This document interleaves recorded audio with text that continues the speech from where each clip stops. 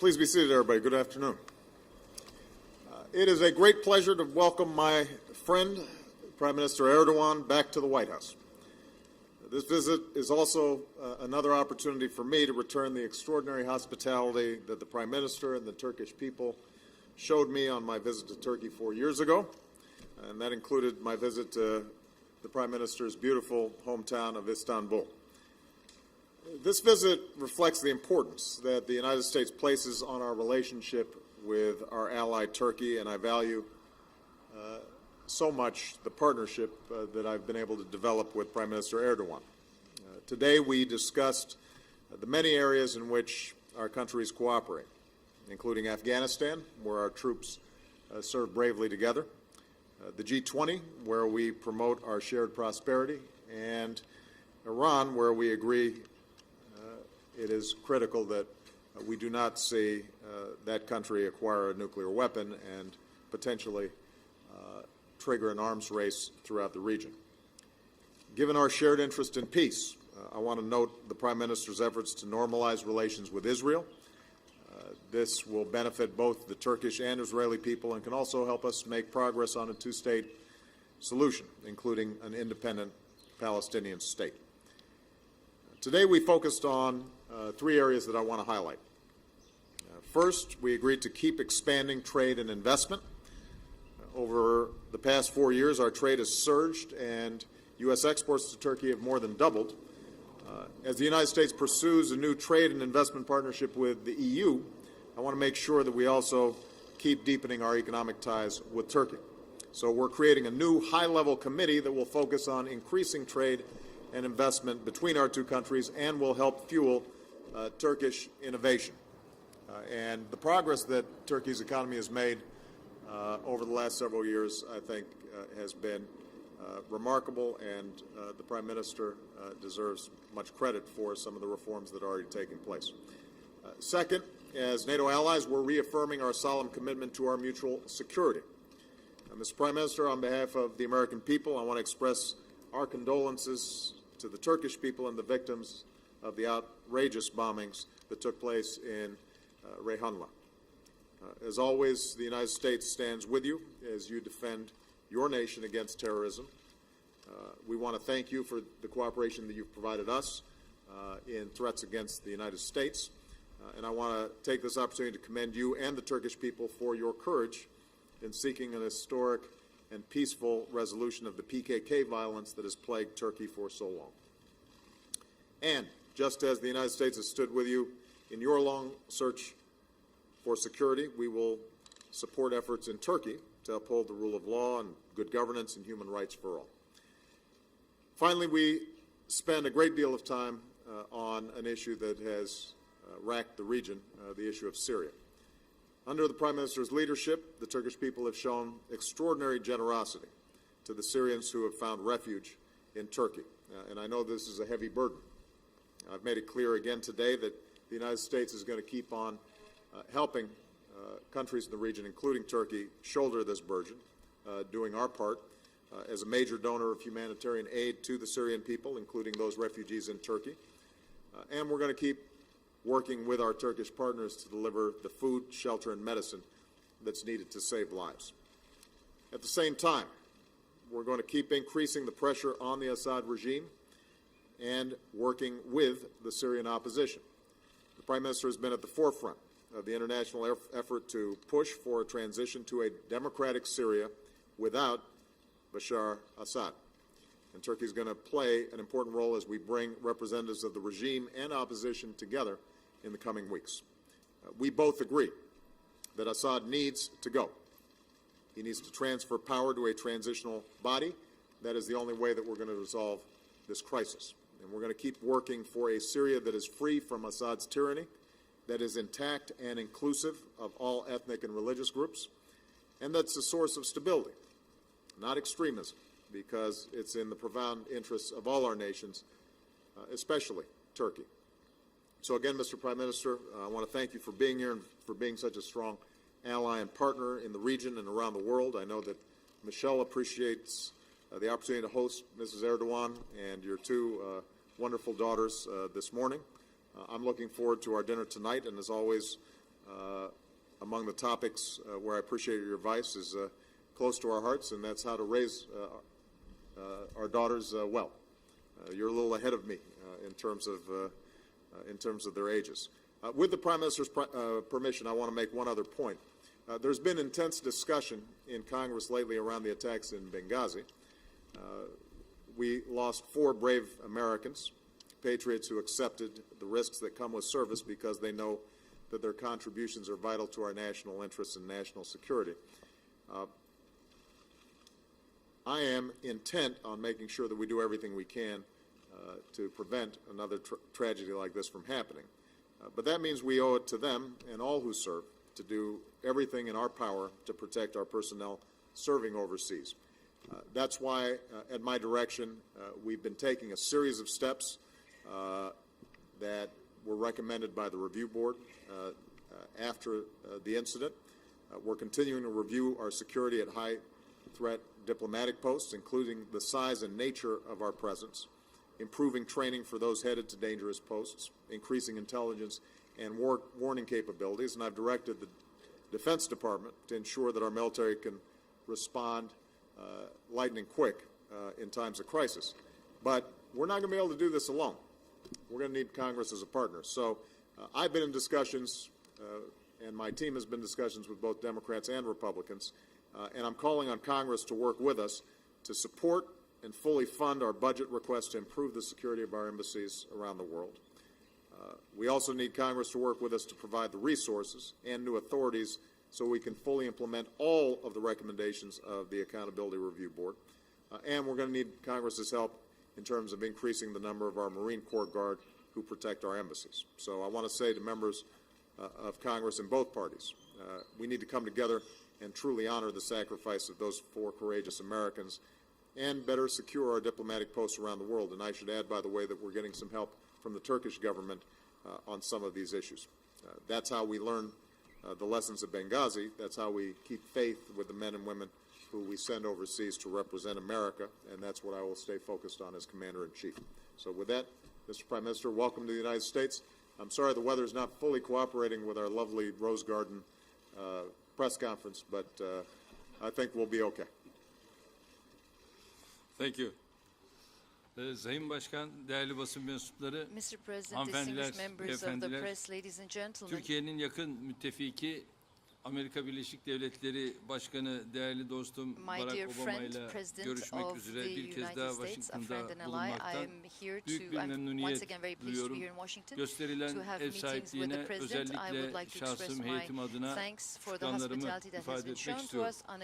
Burada öncelikle Sayın Başkan'ın şahsında tüm Amerikan halkına Boston'da yaşanan terör saldırıları nedeniyle bir kez daha başsağlığı temennilerimi sunmak istiyorum, iletmek istiyorum. Uzun yıllardır terörle mücadele eden ve terör nedeniyle ağır kayıplar vermiş bir ülke olarak Amerika Birleşik Devletleri'nin ve halkının hissiyatını çok yakından anladığımızı ifade etmek isterim. Türkiye ve Amerika Birleşik Devletleri olarak terörle ortak mücadelemizi sürdürme konusunda son derece kararlıyız. Değerli dostlar, Türkiye ve Amerika Birleşik Devletleri Orta Doğu'dan Balkanlara, Doğu Akdeniz'den Kafkaslara, terörle mücadeleden enerji, arz güvenliğine kadar çok geniş bir alanda güç birliği sergiliyorlar, güçlü bir işbirliği sergiliyorlar. Sayın Obama ile az önce yaptığımız görüşmede Türkiye, Amerika Birleşik Devletleri ilişkilerinin yanı sıra iki ülkenin ortak gündeminde yer alan güncel meselelere, bölgesel ve küresel konulara dair görüş alışverişinde bulunduk. Görüş teatimiz gün içerisindeki müteakip temaslarımızla da devam edecek. Bildiğiniz gibi yanımda 100'e yakın iş adamıyla geldik ve bu iş adamlarımız da Amerika'da karşıtlarıyla sektörel bazda görüşmelerini devam ettiriyorlar. Öğleden sonra da devam ettirecekler. Türkiye ve Amerika Birleşik Devletleri ikili ekonomik ve ticari ilişkilerini daha ileri bir düzeye yükseltme hedefini koymuş vaziyetteyiz. 10 yıl önce 8 milyar dolar gibi bir seviyedeydik. Şu anda 20 milyar dolar gibi bir seviyeye ulaştık. Fakat bu yeterli değil. Bunu çok daha ileri taşımamız gerekiyor. Türkiye ve Amerika Birleşik Devletleri ikili ekonomik ve ticari ilişkilerini daha ileri düzeye taşırken burada yeni anlaşmalarla, serbest ticaret anlaşmasıyla vesaire bunu güçlendirmemiz gerekiyor. Bu hususta liderler olarak ortak siyasi iradeye sahip olduğumuzu bir kez daha teyit etme imkanını bulduk. Tabii bugün gündemimizin bölgesel konularla ilgili kısmında Suriye bir numaralı konumuzdu. Suriye meselesi gündem konularımız arasında ilk sırayı alırken şu ana kadar geldiğimiz süreç, bundan sonra yapılabilecek olanları görüştük ve burada düşüncelerimizin örtüştüğünü az önce Sayın Başkan'ın ifadeleriyle de hep birlikte dinledik. Bu konuyu akşam yapacağımız görüşmede daha detaylı olarak da ele alacağız. Şu kadarını ifade etmeliyim ki Suriye'de kanlı sürecin sonlandırılması, halkın meşru taleplerini karşılayan yeni bir yönetimin inşası konusunda Amerika Birleşik Devletleri ile tam bir mutabakat içerisindeyiz. Bu noktada muhalefetin desteklenmesi ve Esed'in gitmesi, Suriye'nin terör örgütlerinin faaliyet sahası olmasının engellenmesi, kimyasal silahların kullanılmasının engellenmesi, bütün azınlıkların güvenliklerinin temin edilmesi öncelikli olarak önem arz etmektedir. Bu öncelikli konularda yapılması gerekenleri Sayın Başkan'la ele aldık ve akşamki görüşmemizde de bunları detaylandıracağız. Ve tabii bu arada Irak önemli bir konumuzdu bölgesel olarak ve özellikle Irak'ta seçimlerin şeffaf şekilde yapılmasının ve bütün siyasi grupların sürece katılmasının sağlanması önem arz ediyor. Irak'ta her kesimin katılımıyla huzurlu ve istikrarlı bir dönemin başlaması Amerika Birleşik Devletleri ile ortak arzumuz. Orta Doğu barış sürecine gelince Sayın Başkan'la ele aldığımız konulardan biri de bölge barışı adına önemli bir süreç olan Orta Doğu barış süreciydi. Gazze'ye insani yardım götüren Mavi Marmara gemisine yönelik saldırıda hayatını kaybeden Türkiye Cumhuriyeti vatandaşları ve bir Amerika Birleşik Devletleri vatandaşı için tazminat ödenmesi konusunda bildiğiniz gibi İsrail hükümetiyle çalışmalar devam ediyor. Bunun yanı sıra Gazze'ye yapacağım ziyaretin gerek İsrail-Filistin barışına, gerek Filistin'in ittifakına önemli katkılar sağlayacağına inanıyorum. Kuzey Kıbrıs Türk Cumhuriyeti, Kıbrıs'ta kapsamlı bir çözüme gidilmesine, geçmişe nazaran her zamankinden daha elverişli bir zemin oluştuğuna inanıyor ve bu imkanın heba edilmemesini şu anda diliyoruz. Bu bölgesel meselelerin yanı sıra Sayın Başkan'la Azerbaycan, Ermenistan, İran, Afganistan konularını da ele aldık. Afrika konularının da bu arada değerlendirmesini kısa da olsa Myanmar gibi ayrıca bunları değerlendirme imkanımız oldu. Terörizmle ortak mücadelemiz biraz önce de ifade ettiğim gibi devam edecek. Bu kapsamda savunma sanayine ilişkin konuları da ele aldık. Açıkçası Türkiye, ABD ilişkileri açısından tarihi bir gün, tarihi bir dönüm noktası yaşadığımıza inanıyorum. Bölgesel ve küresel meselelerde Türkiye, ABD ortaklığı barışa, huzura, güvenlik ve istikrara daha yoğun şekilde hizmet edecektir. Ben kısa toparlıyorum ama yağmurdan kaçtığım için değil, yağmuru bir bereket olarak görüyorum. Kaçmak asla söz konusu değildir. Görüşmelerimizin ülkelerimiz için hayırlara vesile olmasını diliyorum. Teşekkür ediyorum. Well, before we get started, let me just make sure that I'm a good host. Mr. Prime Minister, do you want an umbrella? Because we can arrange it if you need it. You're okay? All right. This will be incentive for the press to ask concise questions and us to give concise answers. I'm going to start with Juliana Goldman of Bloomberg. Fortunately, we all forgot umbrellas. Yeah. Mr. President, I want to ask you about the IRS. Can you assure the American people that nobody in the White House knew about the agency's actions before your counsel's office found out on April 22nd? And when they did find out, do you think that you should have learned about it before you learned about it from news reports, as you said last Friday? And also, are you opposed to there being a special counsel appointed to lead the Justice Department investigation? And also, Mr. Prime Minister, what is the status on efforts to normalize relations with Israel? And do you still plan to go to Gaza in the coming weeks? Thanks. Okay. Well, with respect to the IRS, I spoke to this yesterday. My main concern is fixing a problem. And we began that process yesterday by asking and accepting the resignation of the acting director there.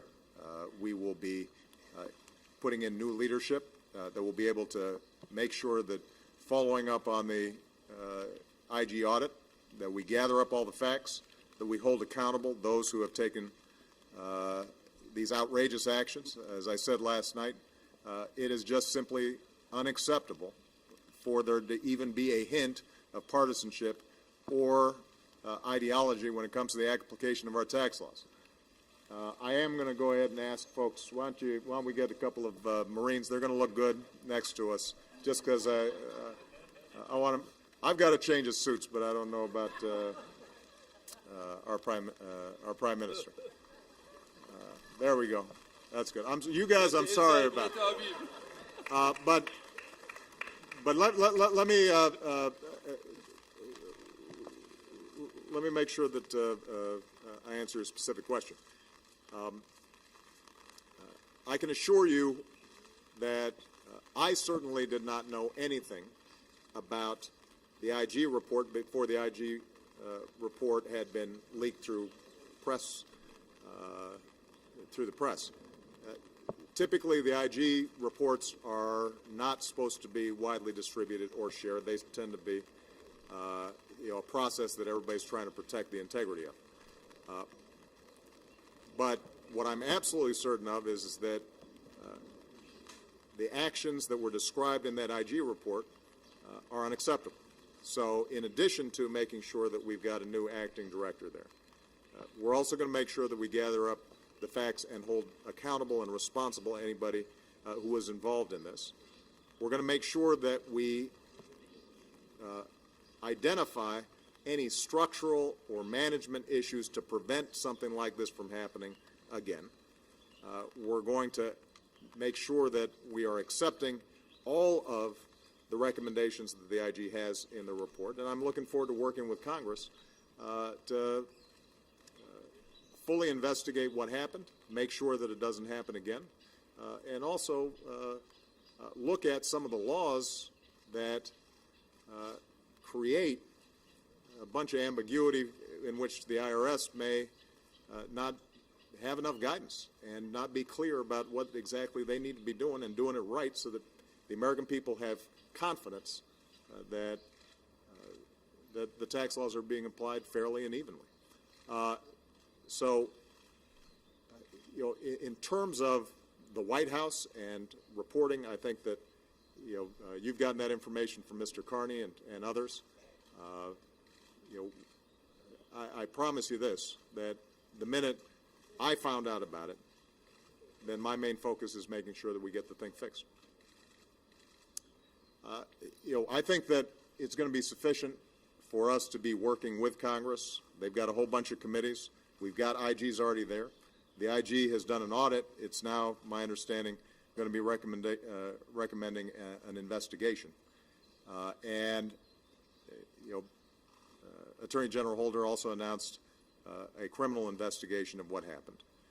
Between those investigations, I think we're going to be able to figure out exactly what happened, who was involved, what went wrong, and we're going to be able to implement steps to fix it. And that ultimately is the main priority that I have, but also I think the American people have. They understand that we've got an agency that has enormous potential power and is involved in everybody's lives. And that's part of the reason why it's been treated as a quasi-independent institution.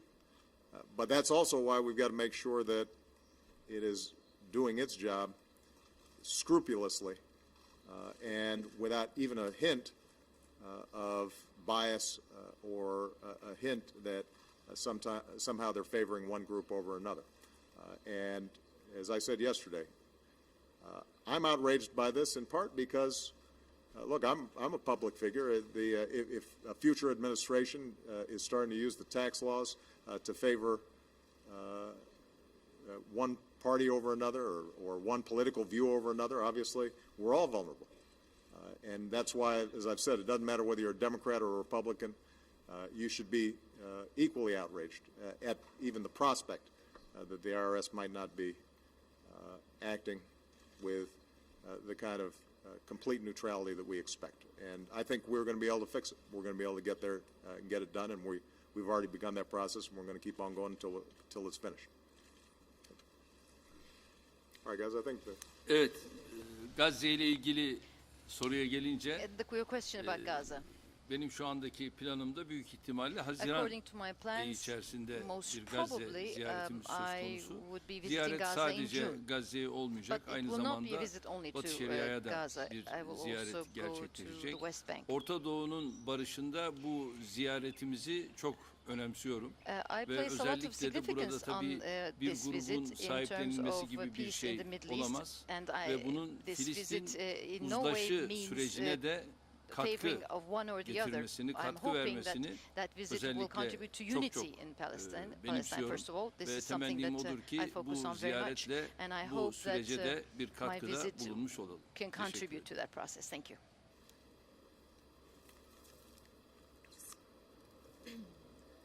Aysun Turun Habertürk Televizyonu. Efendim öncelikle size sormak istiyorum. Aysun Turun from Habertürk. My first question to you, Prime Minister. You talked about chemical weapons and we know that Turkey has some evidence. Did you present that evidence to President Obama in today's meeting, and what does Turkey expect Sayın Obama, size de Suriye ile ilgili bir sorum olacak. Daha önce kırmızı çizgilerinizi kimyasal silahlar olarak açıklamıştınız. Gelinen noktada Suriye'nin kırmızı çizgilerinizi aştığını düşünüyor musunuz ve Esad'ın gitmesi gerektiğini söylediniz. Bununla ilgili olarak bundan sonrası için ABD daha fazla inisiyatif alacak mı Esad'ın gitmesi için? Teşekkür ederim. Öncelikle tabii gerek kimyasal silahlar konusu, gerek atılan kullanılan füzeler konusu, bütün bunlarla ilgili belge, bilgi, bunları ilgili birimlerimiz birbirleriyle paylaşıyoruz. Burada sadece Amerika ve Türkiye değil, aynı şekilde İngiltere, onlar da yine bu tür bilgilere, belgelere sahipler ve bu konuları tabii aramızda paylaşıyoruz.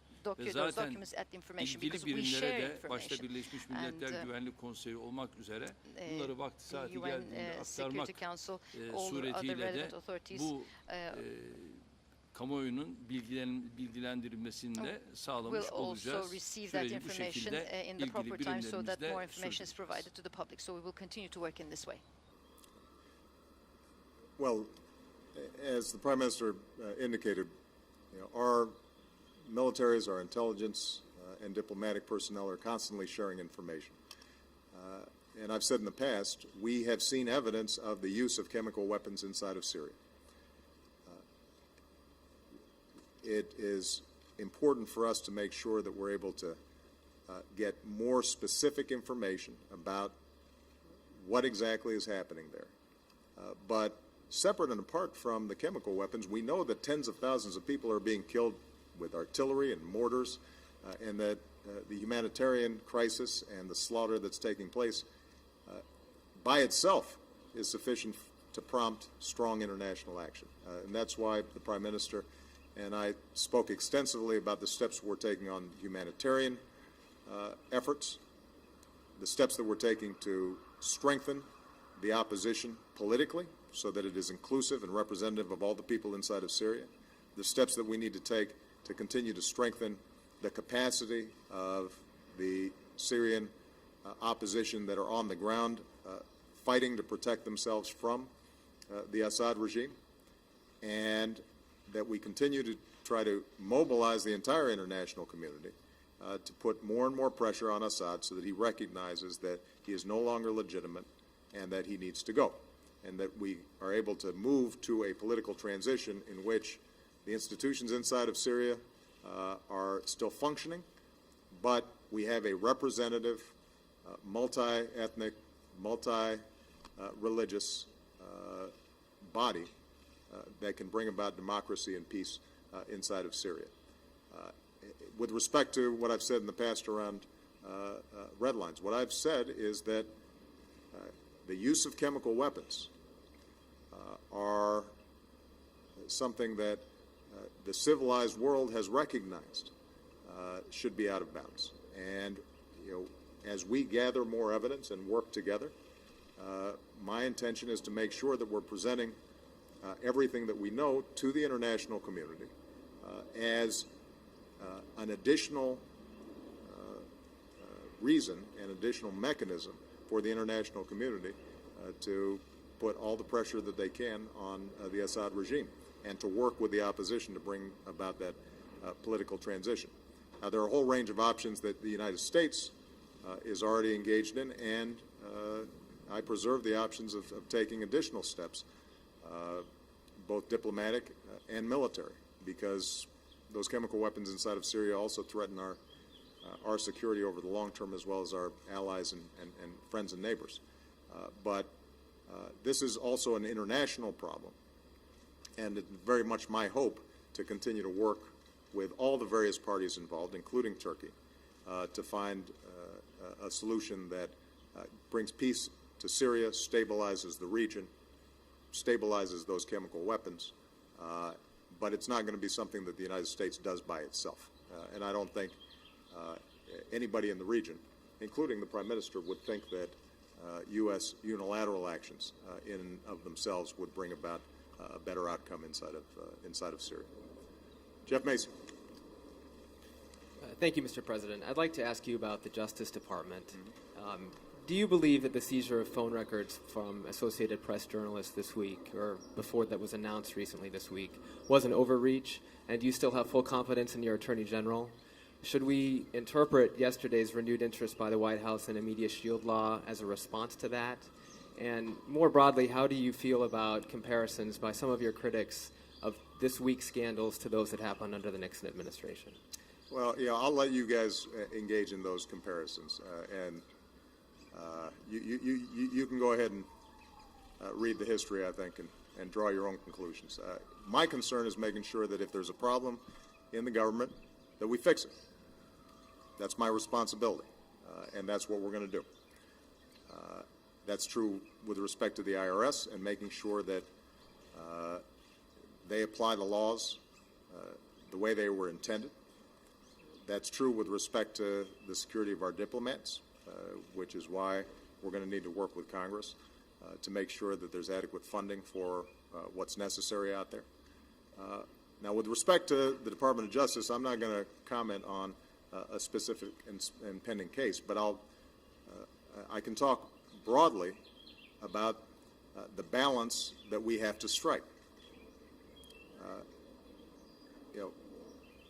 Leaks related to national security can put people at risk. They can put men and women in uniform that I've sent into the battlefield at risk.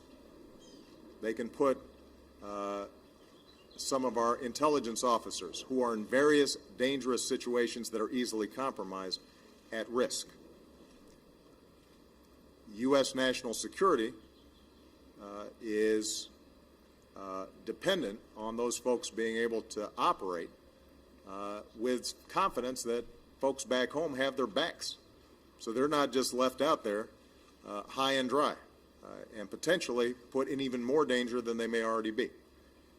And so I make no apologies, and I don't think the American people would expect me as Commander-in-Chief not to be concerned about information that might compromise their missions or might get them killed.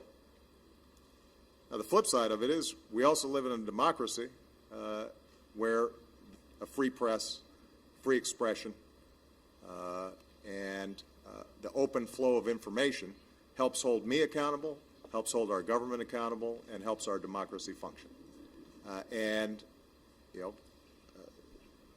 The whole reason I got involved in politics is because I believe so deeply in that democracy and that process. So, the whole goal of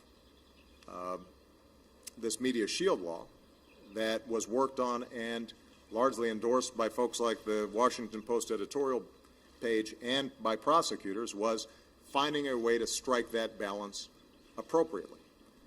And to the extent that this case, which we still don't know all the details of, to the extent that this case has prompted renewed interest about how do we strike that balance properly, then I think now's the time for us to go ahead and revisit that legislation. I think that's a worthy conversation to have, and I think that's important.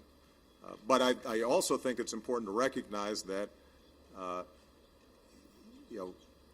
when we express concern about leaks at a time when I've still got 60,000 plus troops in Afghanistan, and I've still got a whole bunch of intelligence officers around the world who are in risky situations, in outposts that in some cases are as dangerous as the outpost in Benghazi, that part of my job is to make sure that we're protecting what they do, while still accommodating for the need for information, so, or the need for the public to be informed and be able to hold my office accountable. I'd asked about Holder as well, and for the Prime Minister, I wanted to ask you, sir, if the United States does not step up its involvement in Syria, in your view, how will that affect the war? And what plans do you have to react to the bombing of the border town that the President mentioned of Reyhanli? Mr. Prime Minister, just excuse me, you're right. I have complete confidence in Eric Holder as Attorney General. He's an outstanding Attorney General, and does his job with integrity, and I expect he will continue to do so.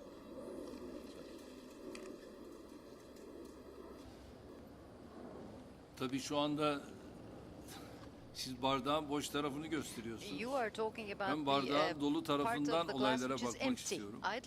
Ve şu anda bizler uluslararası camianın Suriye konusundaki hassasiyetini görmek istiyoruz. Ve şu anda uluslararası camianın hassasiyetini göstermesi için Türkiye olarak biz çaba gösterirken inanıyorum ki Amerika da aynı şekilde bu çabayı gösteriyor. Ve diğer ülkeler gerek Birleşmiş Milletler Güvenlik Konseyi, gerek Arap Ligi, gerekse tüm bunların dışında olduğu halde buna hassasiyet gösteren ülkeler var. Ve bizler bu süreci daha da hızlandırabilmenin şu anda gayreti içerisindeyiz. Nitekim bu seyahatten sonra çok daha farklı ülkeleri ben de Dışişleri Bakanım da dolaşmak suretiyle, ziyaret etmek suretiyle bu süreci daha nasıl hızlandıracağız, daha az insan nasıl ölsün ve bir demokratik rejim Suriye'ye süratle nasıl gelsin.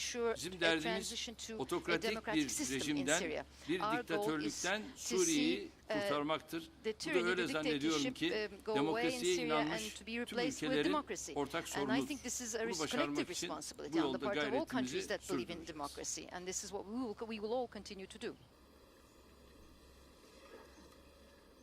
My name is Selim Atalay. I'm with Turkish NTV Television. Mr. President, my first question is to you.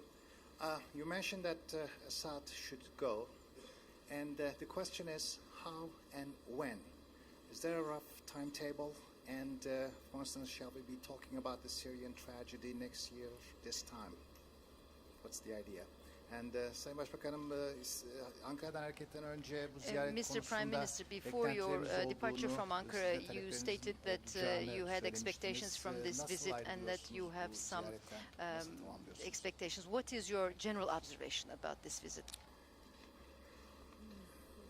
We would have preferred Assad go 2 years ago, last year, 6 months ago, 2 months ago. And there has been consistency on the part of my administration that Assad lost legitimacy when he started firing on his own people and killing his own people who initially were protesting peacefully for a greater voice in their country's affairs. And obviously that's escalated during the course of time. So the answer is the sooner the better. In terms of the question, how, I think we've already discussed that. There's no magic formula for dealing with a extraordinarily violent and difficult situation like Syria's. If there was, I think the Prime Minister and I would have already acted on it, and it would already be finished.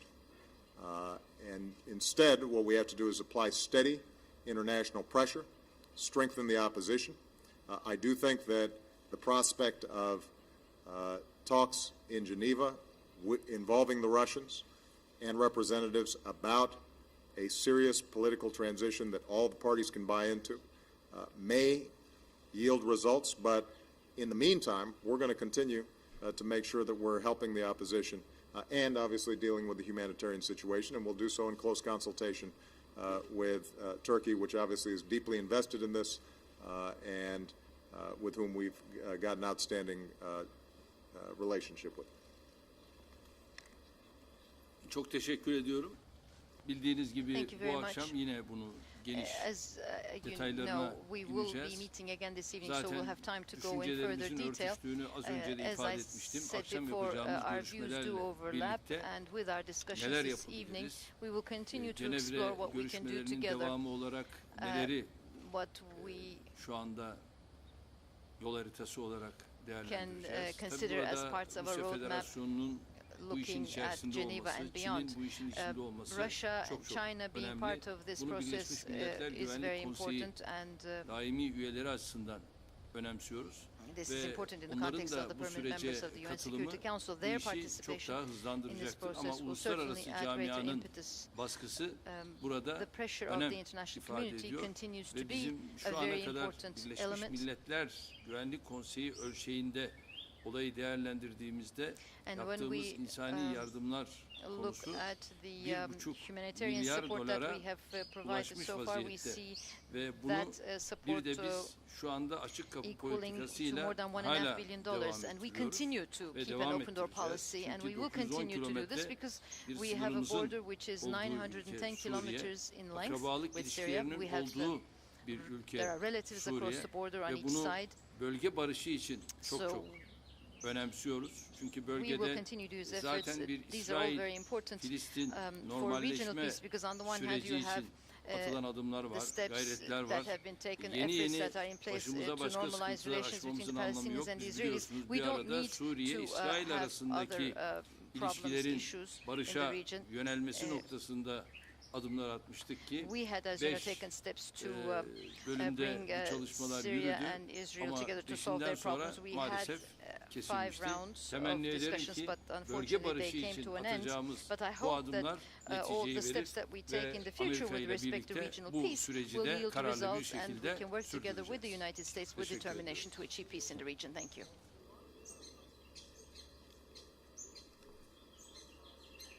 Bütün bunların hepsi şu anda görüşülüyor, görüşülecek. Tabii bu konuda özellikle Birleşmiş Milletler Güvenlik Konseyi'nin atacağı adım veya bu Cenevre süreci önem arz ediyor. Bunları aramızda değerlendireceğiz.